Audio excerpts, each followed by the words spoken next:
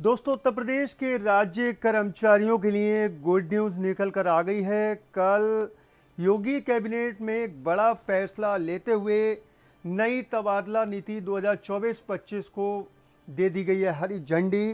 दोस्तों, किस तरीके से होंगे तबादले, पूरा डिटेल से आपको शासनादेश दिखाकर पूरा बारीकी से समझाऊंगा। इस तबादला नीति को पूरा डिटेल से आपको एक्सप्लेन करूंगा। तो वीडियो बहुत इंपॉर्टेंट है, थोड़ा सा बड़ा ज़रूर हो जाएगा वीडियो, लेकिन जानकारी आपको भरपूर मिल जाएगी। ठीक है, तो एंड तक पूरे वीडियो देखिएगा। वीडियो पसंद आए तो लाइक करके शेयर ज़रूर कर देना। चैनल पर नए हैं और चाहते हैं कि भाई गवर्नमेंट एम्प्लॉयज़ की हर अपडेट आपको सबसे पहले मिलती रहे, तो उसके लिए चैनल को सब्सक्राइब करके बेल के आइकॉन को दबाकर ऑल पर सेट कर लेना, ताकि इस तरह की हर अपडेट आपको सबसे पहले मिलती रहे। और नीचे कमेंट बॉक्स में आकर अपने डिपार्टमेंट का नाम लिखकर आगे ज़रूर लिखिएगा यूपी गवर्नमेंट एम्प्लॉयज़ न्यूज़, जिससे कि दोस्तों आगे इस तरह की अपडेट देने में मुझे मदद मिलेगी। दोस्तों, कल योगी कैबिनेट ने तबादला नीति को मंजूरी दे दी है और तबादला नीति का जो शासनादेश है वो रिलीज़ कर दिया गया। मैं आपको दिखाता हूँ स्क्रीन पर। देखिए, आपको दिख रहा होगा, इसके प्रेषक हैं दुर्गा शंकर मिश्र, मुख्य सचिव उत्तर प्रदेश शासन। भेजा गया समस्त अपर मुख्य सचिव, प्रमुख सचिव और सचिव उत्तर प्रदेश शासन को। 11 जून को ये परमिशन दी गई है, 11 जून को ये शासनादेश रिलीज़ किया गया है।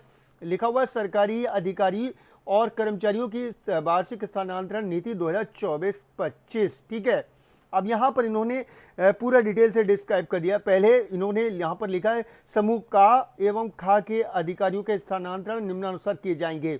जो अधिकारी वर्ग हैं समूह का और खा के अंतर्गत, उनका स्थानांतरण इस तरीके से किया जाएगा। देखिए, जनपदों में समूह का एवं खा के अधिकारियों को अपने सेवा काल में संबंधित जनपद में 3 वर्ष पूरे हो गए हों। ठीक है, अगर 3 वर्ष पूरे कर लिए हैं, इसके अलावा को उक्त जनपदों स्थानांतरित कर दिया जाएगा, तो ऐसे अधिकारियों को दूसरे जनपद में ट्रांसफर कर दिया जाएगा 3 वर्ष पूरे कर लिए हों। इसी प्रकार समूह का एवं समूह का के जो अधिकारी अपने सेवा काल में एक मंडल में 7 वर्ष पूर्ण कर चुके हों, ठीक है, 7 साल से एक ही जगह पर रह रहे हों, उनका ट्रांसफर ना हुआ हो, तो उनका भी उक्त मंडल से स्थानांतरित कर दिया जाएगा, दूसरे मंडल में भेज दिया जाएगा। विभागाध्यक्ष मंडलीय कार्यालयों में की गई तैनाती अवधि को स्थानांतरण हेतु उक्त निर्धारित अवधि में नहीं गिना जाएगा।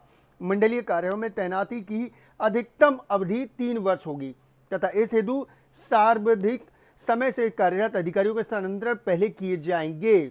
आगे देखिए, विभागाध्यक्ष कार्यालयों में विभागाध्यक्ष को छोड़कर यदि समूह का एवं समूह खा के अन्य अधिकारियों के समकक्ष पद मुख्यालय के बाहर विद्यमान है, तो मुख्यालय विभागाध्यक्ष कार्यालय में 3 वर्ष कार्य करने वाले अधिकारियों को उनके समकक्ष पदों पर मुख्यालय से बाहर स्थानांतरित कर दिया जाएगा।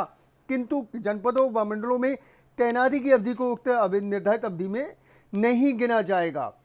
जनपदों व मंडलों में तैनाती की अवधि एवं विभागाध्यक्ष कार्यालयों में तैनाती की अवधि को अलग अलग माना जाएगा। ठीक है, जनपदों व मंडलों में जो तैनाती है उस अवधि को एवं विभागाध्यक्ष कार्यालयों में जो तैनाती उसको अलग अलग माना जा रहा है यहाँ पर। ठीक है, आगे देखिए, उपयुक्त अनुसार समूह का व खा के स्थानांतरण सर्ववार कार्यरत अधिकारियों की संख्या के अधिकतम 20% की सीमा तक ही किए जा सकेंगे, 20% तक। ठीक है, इस हेतु जो कार्मिक सबसे अधिक समय से कार्यरत हैं उन कार्मिकों को 20% की सीमा में रखते हुए उनका स्थानांतरण पहले किया जाएगा। जो ज़्यादा पुराने हो चुके हैं पहले उनका ट्रांसफर होगा। ठीक है, उक्त निर्धारित 20% की सीमा से अधिक स्थानांतरित या परिहार होने पर माननीय मुख्यमंत्री का अनुमोदन प्राप्त आवश्यक होगा।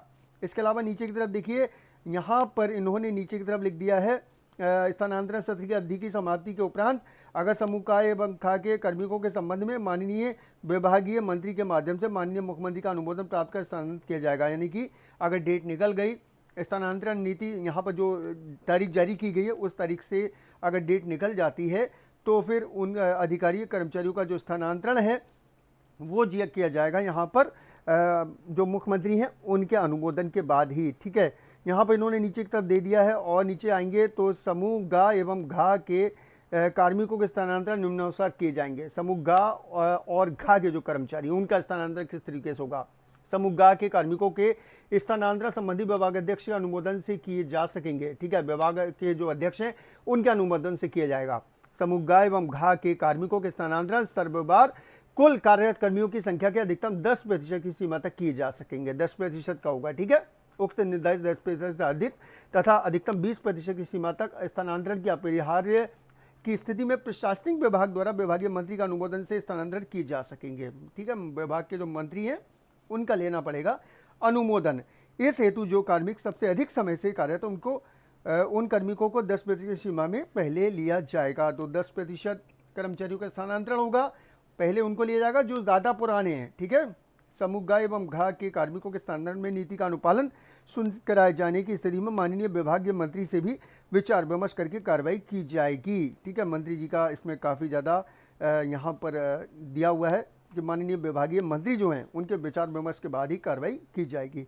नंबर अगला देखिए, स्थानांतरण सत्र की अवधि की समाप्ति के उपरांत अगर सत्र समाप्त हो जाता है तो जो कर्मचारी हैं गा और घा के उनका विभागीय मंत्री का अनुमोदन प्राप्त करने के बाद स्थानांतरण किया जा सकेगा। ठीक है, और भी यहाँ पर दे रखा है, इन्होंने दे रखा है कि भाई नीचे की तरफ अन्य मार्गदर्शन सिद्धांत दे रखे हैं कुछ।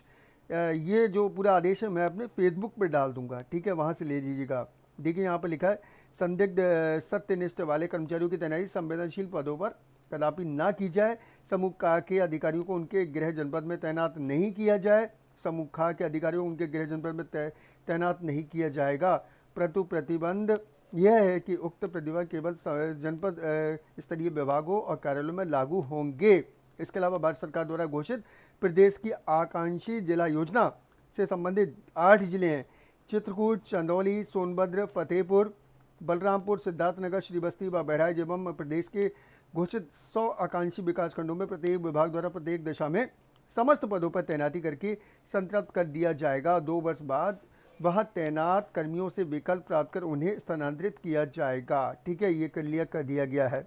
इसके अलावा यह स्थानांतरण नीति उत्तर प्रदेश सचिवालय में लागू नहीं होगी। सचिवालय वालों को टेंशन लेने की ज़रूरत नहीं है।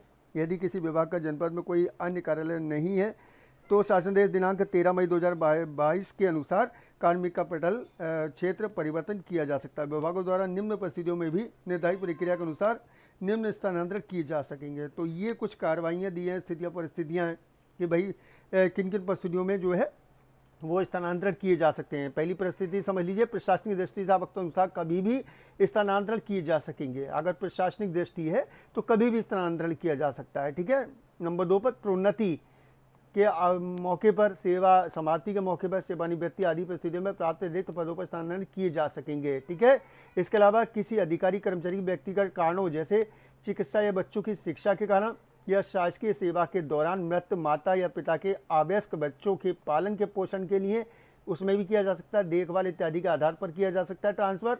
स्थानांतरित होने अथवा दूसरे अधिकारी कर्मचारी के सहमत होने पर स्थानांतरण या संयोजन किया जा सकेगा। ठीक है, ये कारण है कि आप अपना ट्रांसफ़र कर सकते हैं इन वजहों से। यदि पति पत्नी दोनों सरकारी सेवा में हैं तो उन्हें यथासंभव एक ही जनपद या नगर स्थान पर तैनात करने हेतु स्थानांतरित किया जा सकेगा। तो पति पत्नियों के लिए जो है, दोनों अधिकारी हैं या कर्मचारी हैं, दोनों चाह रहे हैं कि एक ही जनपद में आ जाए, एक ही जगह पर आ जाए, तो उनका ट्रांसफ़र किया जा सकेगा। मंडित बच्चों, ठीक है, चलन क्रिया से पूर्णतः प्रभावित दिव्यांग बच्चों के माता पिता की तैनाती अधिकृत सरकारी चिकित्सा के प्रमाण पत्र के आधार पर विकल्प प्राप्त करके ऐसे स्थान पर की जाएगी जहां चिकित्सा की समुचित व्यवस्था हो।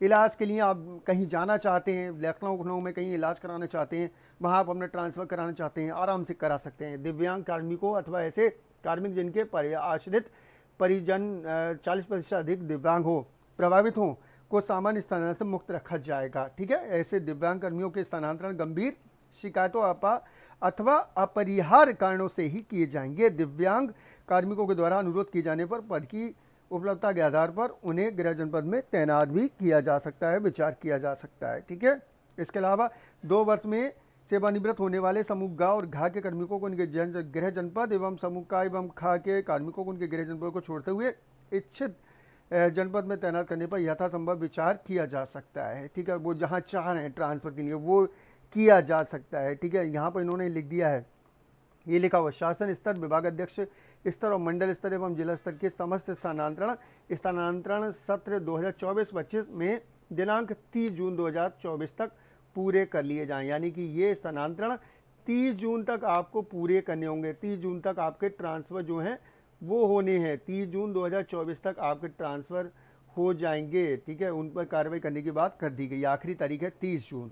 ठीक है, उसके बाद अगर ट्रांसफ़र किए जाते हैं तो माननीय प्रधानमंत्री का अनुमोदन प्राप्त करना होगा। ठीक है, माननीय विभागीय मंत्री भी, ठीक है, सभी का अनुमोदन प्राप्त करना होगा। स्थानांतरित कार्मिकों को अब मुक्त किया जाना, किस तरीके से अब मुक्त किया जाएगा उसके बारे में दे रखा है। ठीक है, और यहाँ पर नीचे की तरफ आएंगे तो लिखा है स्थानांतरण रोकने के प्रत्यावेदन सिफारिश कोई करता है रोकने के लिए, कोई वजह नहीं है, प्रत्यावेदन भेज देता है, फालतू का फोर्स लगवाता है किसी मंत्री या किसी सांसद के द्वारा, तो क्या कार्रवाई की जा सकती है, लिखा हुआ है यहाँ पर। यदि कोई सरकारी कर्म सेवक ऐसे आदेशों के विरुद्ध दबाव डालने का प्रयास करे तो उसके कृत्य आचरण को सरकारी कर्मचारी आचरण नियमावली 1956 के नियम 27 का उल्लंघन मानते हुए उसके विरुद्ध उत्तर प्रदेश सरकारी सेवक अनुशासन एवं अपील नियमावली 1999 यथा संशोधित सुसंगत प्राविधानों के अनुसार कार्रवाई करते हुए निलंबन के संबंध में विचार किया जा सकता है। उसको निलंबित भी किया जा सकता है अगर वो कोई दबाव डालता है। ठीक है, चार्जशीट के बारे में दे रखा है। दुर्गा शंकर मिश्र मुख्य सचिव, पूरा शासनादेश मैं अपने फेसबुक पेज पर अपलोड कर दूंगा, वहाँ से ले लीजिएगा। फेसबुक पेज का लिंक नीचे डिस्क्रिप्शन में मौजूद है, उसको जाकर लाइक और फॉलो कीजिएगा और अपने विभाग का नाम लिखकर आगे जरूर लिखिएगा यूपी गवर्नमेंट एम्प्लॉयज़ न्यूज़, जिससे कि दोस्तों आगे इस तरह की अपडेट देने में मदद मिलेगी। वीडियो पसंद आया हो तो लाइक करके शेयर ज़रूर कर दें। चैनल पर नए हैं तो चैनल को सब्सक्राइब करके बेल के आइकॉन को ज़रूर दबा लें ताकि इस तरह की हर लेटेस्ट अपडेट आपको सबसे पहले मिलती रहे। चलिए दोस्तों चलता हूँ, अपना ख्याल रखिए, परिवार का ख्याल रखिए, फिर मुलाकात होगी। Thank you.